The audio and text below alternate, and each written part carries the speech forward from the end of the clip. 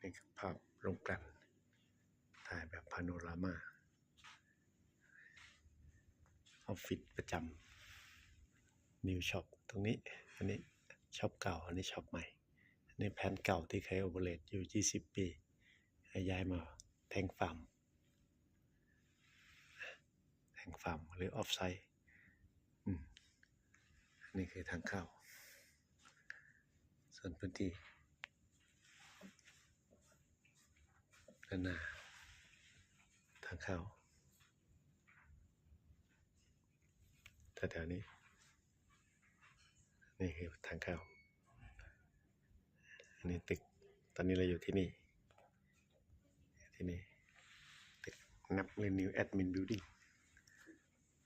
ฝั่งนี้เป็นคลังมาร์เก็ตติ้งฝั่งที่ลุงต้อยทำงานอยู่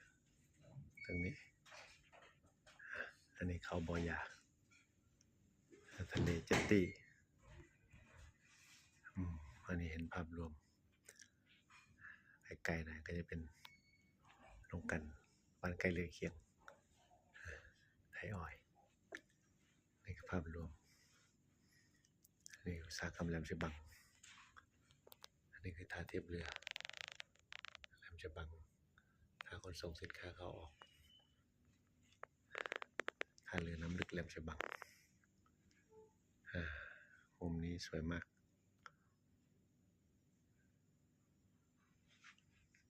บรรยากาศในห้องหลังรีโนเวทสวยงาม